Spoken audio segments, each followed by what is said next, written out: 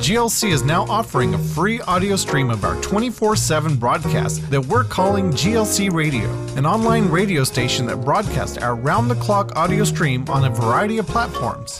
GLC Radio gives you the ability to listen to GLC virtually anywhere, through your home or office computer, or on the go with a mobile device. You can access GLC Radio through our website or by searching for God's Learning Channel through iTunes Internet Radio, TuneInRadio.com, or on Shoutcast.com. Explore various GLC Radio-enabled mobile apps by visiting our website at glc.us.com/listen/GLC Radio. GLC Radio, your free connection to GLC anywhere, anytime.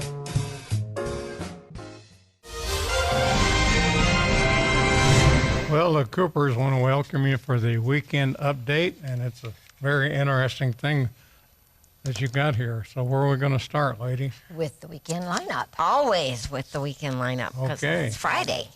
People want to know what we're showing and when we're showing it. We had some great programs this week. Mm-hmm. So I'll try not to talk too much as I'm giving you that rundown.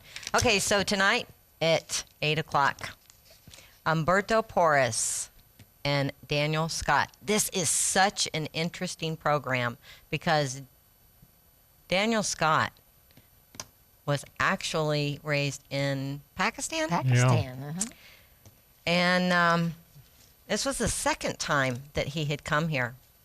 He's an awesome man. To GLC. He is a very awesome man, highly intelligent. Mm-hmm. But when you're watching this program, you're going to see that he has a book. Mm-hmm. So you want to catch this. This is the book, and we've got this here in the bookstore. Right. I think it just came in. No, we've had it since he was here. Oh, really? Yeah. Yeah. He put some in our hands before he walked out the door, for the most part. Anyway, that program will be airing tonight at 8 o'clock, Saturday morning at 5 a.m., Sunday afternoon at 2 p.m., and then Monday at 1 a.m. And then Dr. Doug Stringer, he now has the Clean Bill of Health. This is such an amazing program. That will be airing Saturday at 1 a.m., Saturday at 8 p.m., Sunday at 5 a.m., Monday afternoon at 2 p.m. And let me tell you something. If you know anyone who is dealing with cancer, they need to watch this program. They do, absolutely. Because when he first told me that he had this, he and his wife weren't letting on just how serious that diagnosis was. Mm-hmm. It was pretty serious, but you know what? And that was just in like April of this year. Yeah, right. He's got a clean bill of health now. We still serve a God who's in the healing business. Because guess what? He never changes. That's right. That's amazing. That's Some of the things that don't change about God are the most awesome things. And then last but not least, we have Tommy Waller and David Haivry, which will be airing Saturday at 2 p.m., Sunday 1 a.m., Sunday evening at 8 p.m., and Monday morning as you're getting ready to go back to work, 7 a.m. That program came from the vault. Mom and Dad hosted that program. And if you didn't see that, you must watch that program. I was absolutely amazed at some of the things they were talking about, like BDS. They recorded this 4 years ago, I believe. I think so. And something like that. Tommy Waller is the father of Joshua Waller, who was here earlier this summer. And Caleb. Yep, the twin boys, Joshua and Caleb. But a few things about that program just really, really struck me. Because it's so pertinent to what's going on today. Well, let me add a little bit to it. I hosted it, and I thought it was one of the better programs I've ever seen. I didn't really forgot what it had to say. It was excellent. It really was an excellent program. So you definitely want to catch it. Now, they do now have established over there their volunteer areas. But you know what? I'm sure they always need to build more. Yep. I know that they talked about that in that program. So I'd like to do that just once in my Wouldn't you? lifetime. it would be fun if we could go over there and harvest grapes but not cut our little fingers. Do you have a letter? I got a letter. The letter says, Dear Al, Tommy, Amy, and staff, we are attempting to learn Hebrew and enjoyed the program with Danny Ben Gigi. Is that the way you say that? Geeky. Gigi. Close. Very interested in purchasing his book. He makes it sound so easy. We watch you on Channel 29 in Tularosa, New Mexico. The reception is much better. We also use our computer to rewatch the program. Keep up the good work. The world needs you. Juan and Kathy from Tularosa. Well, you just pointed out something to me. That computer is good for rewatching. I never think about that. I'm so dumb. Well, yeah, and we have a lot of people who watch our archives. Yeah. So. That's a And story. a quick report talking about that. We are getting more and more of the systems converted, and there'll be more and more coming up this next week.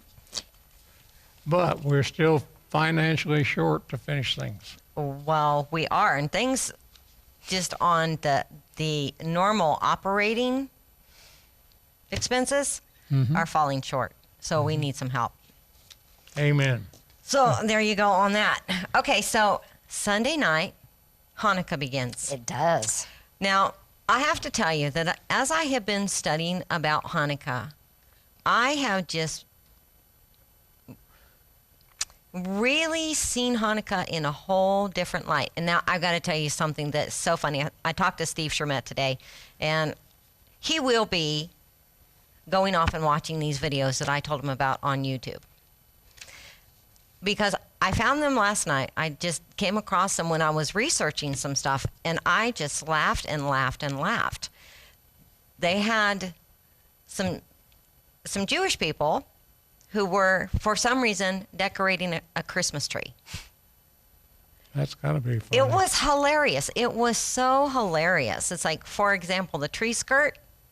They were dressing the tree like it was a person, and the girl was saying, the skirt doesn't even cover the knees.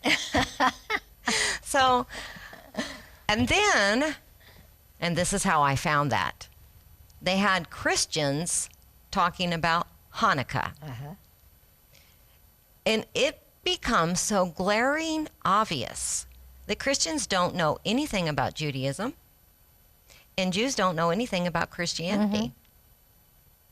And what's weird about that is, you know, we kind of serve the same God. Yes. We all Read the same Bible. We do. We all know about the covenant that God made with Abraham. In fact, most of us want to claim that we're beneficiaries of that covenant, whether we're Jewish or not. Mm-hmm. Can you tell us what that site was where you went to the YouTube? What do you, YouTube what? Just go on YouTube and put Hanukkah? in, Hanukkah? yes, you could.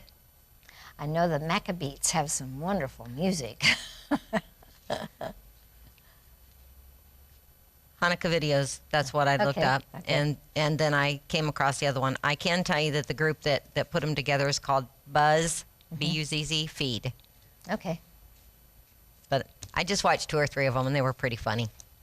Okay, so I want to tell you the background about Hanukkah because it starts on Sunday night. Okay, let's go. So here you go. More than 2,000 years ago, there was a time when the land of Israel was part of the Syrian Greek Empire, dominated by Syrian rulers of the dynasty of the Seleucids. Added to the troubles from the outside were the grave perils that threatened Judaism from within.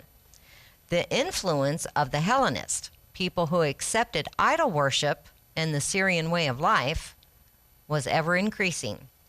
Yochanan, the high priest, foresaw the danger to Judaism from the penetration of the Syrian Greek influence into the Holy Land.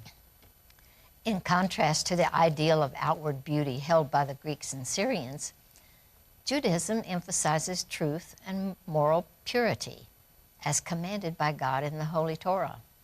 The Jewish people could never give up their faith in God and accept the idol worship of the Syrians.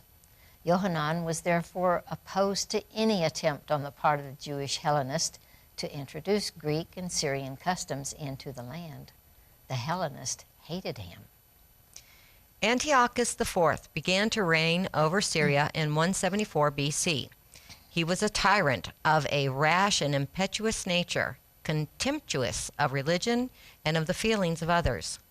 He was called Epiphanes, or Epiphanes, meaning the God's beloved. Several of the Syrian rulers received a similar title, but a historian of his time, Polybius, gave him the epithet Epimanes, which means madman, a title more suitable to the character of this harsh and cruel king. Desiring to unify his kingdom through the medium of a common religion and culture, Antiochus tried to root out the individualism of the Jews by suppressing all the Jewish laws. He removed the righteous high priest, Yochanan, from the temple in Jerusalem, and in his place installed Yohanan's brother Joshua, a member of the Hellenist party, who loved to call himself by the Greek name of Jason, who used his high office to spread more and more of the Greek customs among the priesthood. Joshua, or Jason, was later replaced by another man, Menelaus, who had promised the king that he would bring in more money than Jason did. When Yochanan, the former high priest, protested against the spread of the Hellenist influence in the Holy Temple, well, the ruling high priest hired murderers to assassinate him. Antiochus was at that time engaged in a successful war against Egypt, but messengers from Rome arrived and commanded him to stop the war, and he had to yield. Meanwhile, in Jerusalem, a rumor spread that a serious accident had befallen Antiochus. Thinking that he was dead, the people rebelled against Menelaus. The treacherous high priest fled together with his friends. Antiochus returned from Egypt enraged by Roman interference with his ambitions. When he heard what had taken place in Jerusalem, he ordered his army to fall upon the Jews, and thousands of Jews were killed. Antiochus was determined to enforce his vicious edicts upon the Jews, effectively destroying their attachment to the Torah. All vestiges of Judaism were outlawed. Jewish worship was forbidden. The scrolls of the law were confiscated and burned. Anyone found with the Torah would be executed. Observance of the Sabbath rest, circumcision, and even the dietary kosher laws carried the penalty of death. The king's edicts were ruthlessly enforced by Philip, who was appointed governor of Judea.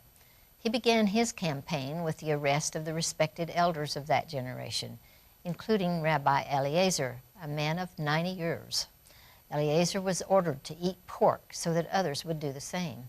When he refused, they suggested to him that he pick up the meat to his lips and appear to be eating. But Rabbi Eliezer refused to do even that and was put to death. There were thousands of others who likewise sacrificed their lives.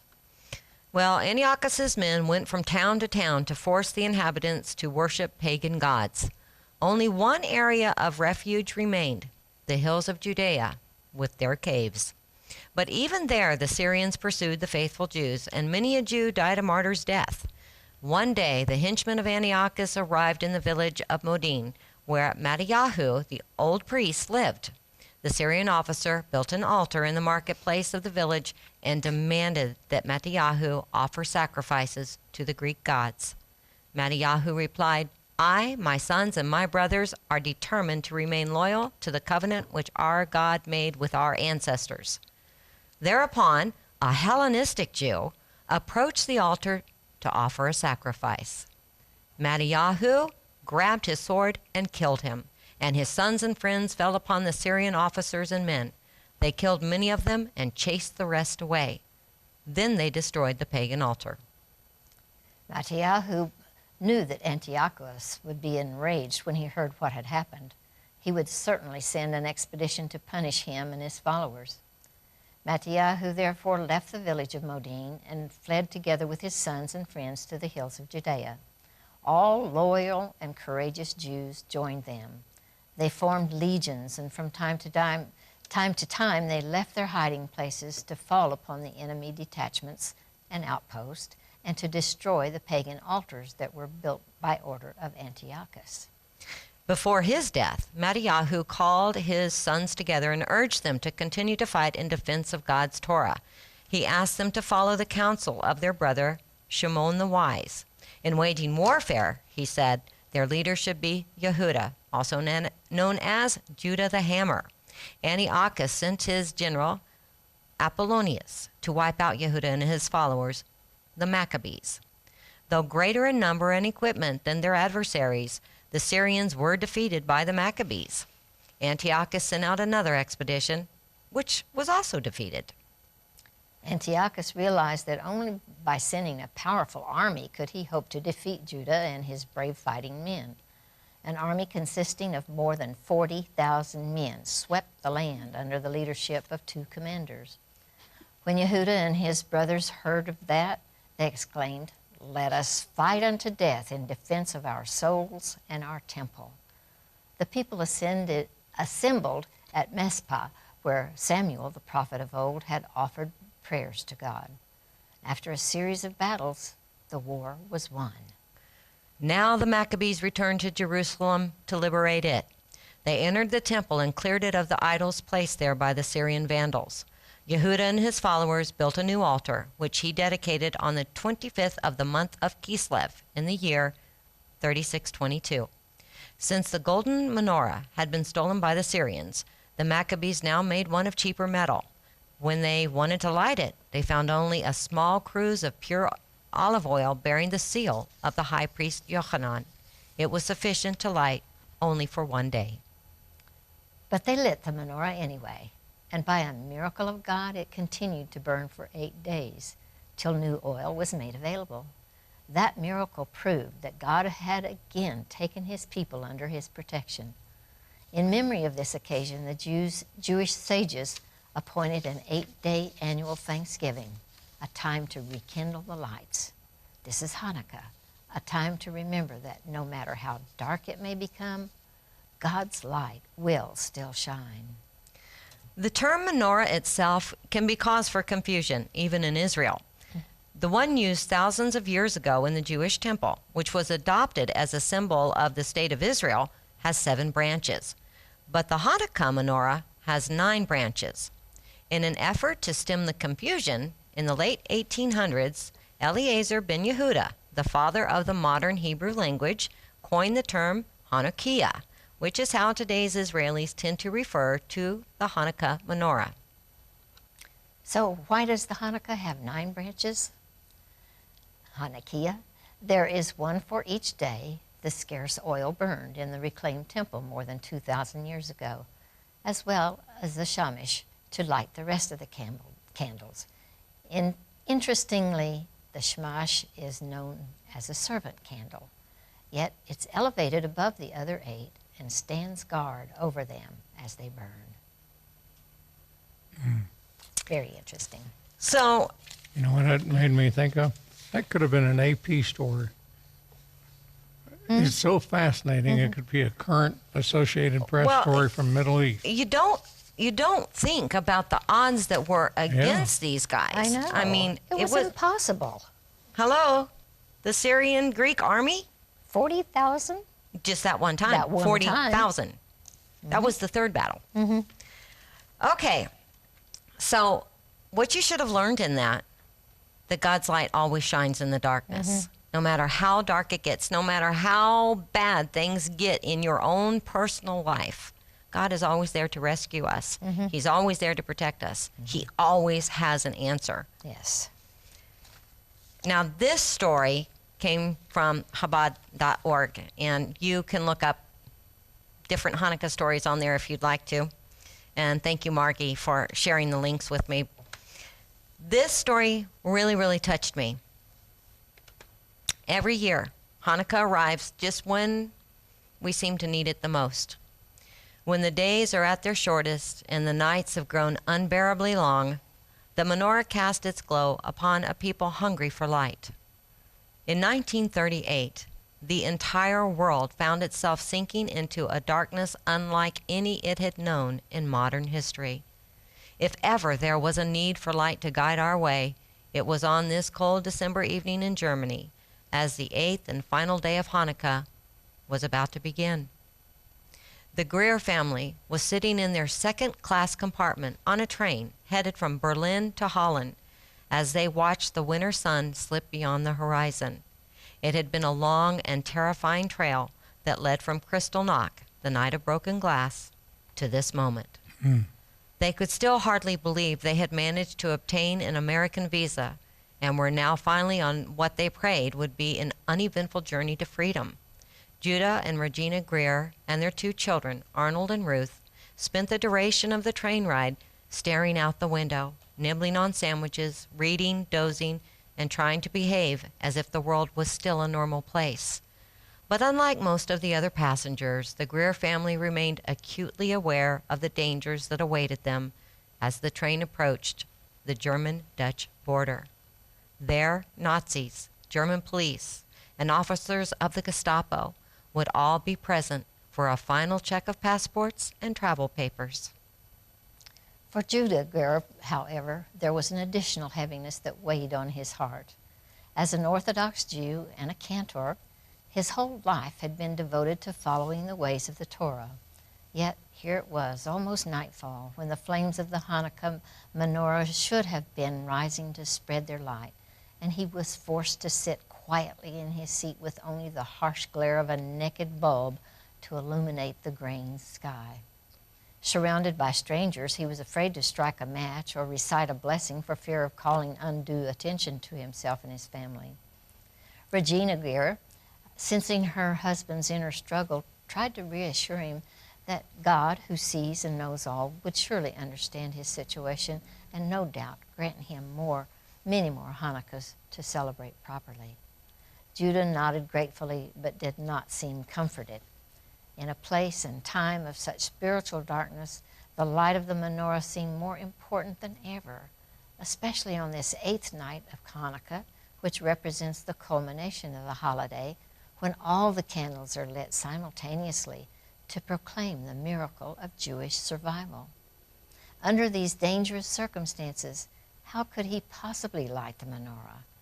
But then again, how could he possibly not? Judah turned the issue over and over again in his head as the train continued onward. Suddenly, the train screeched to a halt at the German-Dutch crossing, where it sat in the station for the longest 10 minutes of Judah's life, as the border police and the Gestapo prepared to check everyone's documents. He felt his wife's body go still next to him, and even his children sat frozen in fear.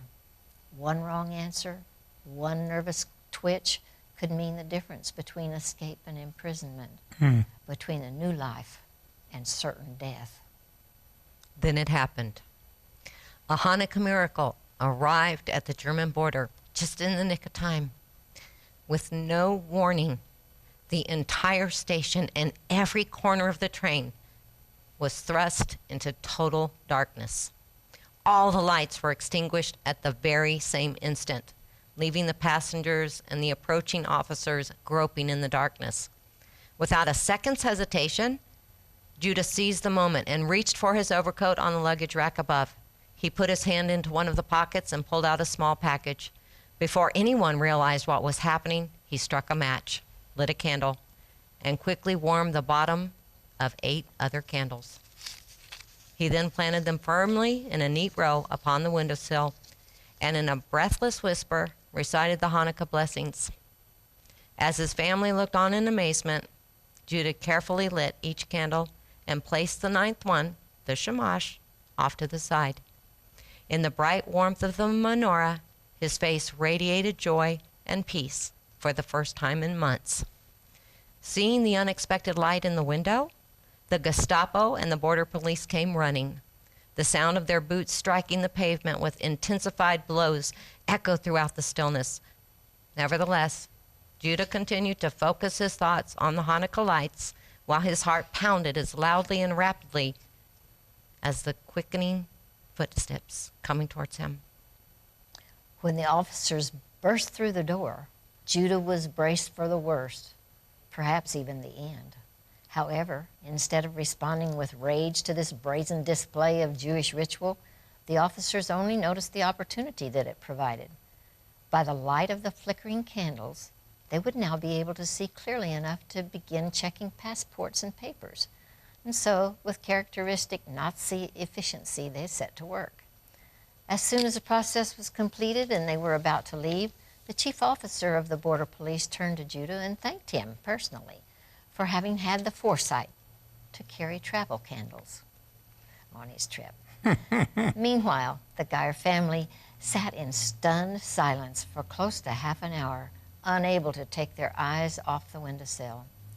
Just as the candles were beginning to grow dim, every light in the station suddenly flashed back on. Judah, still in awe at what he had just witnessed, put his arm around his 12-year-old son. With tears in his eyes, he drew him close. "Remember this moment," he declared softly. "As in the days of the Maccabees, a great miracle happened here." That's a true story, and that was told by Arnold Greer, the son of Judah, to Pessi Dinnerstein. That is a neat story. Isn't that amazing? It was. And we have a really fun story for you. It's the secret of the dreidel. One Hanukkah tradition that delights people of all ages is the dreidel. The dreidel is a spinning top with Hebrew letters on its 4 sides. The toy is spun, and gelt, little chocolate coins, can be exchanged in various games. The song "I Have a Little Dreidel" is one of those tunes that can get caught in a person's head, pretty easy. It's a tune known by people throughout the world and is oftentimes synonymous for Hanukkah. Just as Rudolph the Red-Nosed Reindeer is to Christmas, so is "I Have a Little Dreidel" to Hanukkah. Don't be fooled, though. The dreidel is no ordinary toy. For this little top has many deep spiritual insights for us if we will simply watch it spin. The rabbis have said that the prophets are like children and the children are like prophets. This shows us that if we can simply view the world as little children, then there are many spiritual principles that we can learn. The dreidel doesn't look special, and its beginnings were certainly not a children's game. Most are made from wood, not clay, and most are basically a square block with Hebrew letters and a pointed bottom. The 4 Hebrew letters found on the dreidel are the Nun, Gimel, He, and Shin. The dreidel was first used many years ago when the Hebrew people faced harsh persecution from Antiochus Epiphanes, the evil ruler who forbid the study of Torah. Believers would meet secretly to discuss the Torah portions in defiance of the ban. Syrian officers, of course, were always watching and would often raid the meetings. When that happened, the Jews would simply spin the dreidel and pretend they were gambling. But the truth is, this spinning top was used to aid the study and discussion of Torah. Adults would spin the dreidel and then view the letter that fell on top. They would then use that letter to determine the subject of their Torah discussion. If the sevion, the dreidel, landed on Nun, then perhaps their midrash would be on the Nir Tamid, or everlasting light. If the top fell on Shin, then maybe they spoke of the Shekinah glory, or Shalom, or even the prophesied Messiah that would come from Shiloh. Imagine a life so engrossed in learning about God, His ways, and His plans that simply by viewing one letter you could recall passages of Scripture. Now that's a lesson worth learning. Boy. Puts a whole new twist on that little game, doesn't Yes, it? it does. Yes, it does. And how many of us spend enough time in the Word? That we could take one letter and... Yeah, I don't know that I could even do that in English. It would be tough. It would be tough. It's something we should strive to attain. It is, really. So, hope you have a Hanukkah. If you don't, well, you know what? You can call the bookstore and get one because Hanukkah lasts for a whole week. We'll be sharing more articles with you next week because there were a lot to share. And you can always just start with a couple. You can even cut a potato. Yeah. Cut a potato and stick a candle in it and light it. Almost everybody has a candle holder. That's or right. two. And in the meantime, have a great weekend, and we will see you Monday. Shabbat Shalom.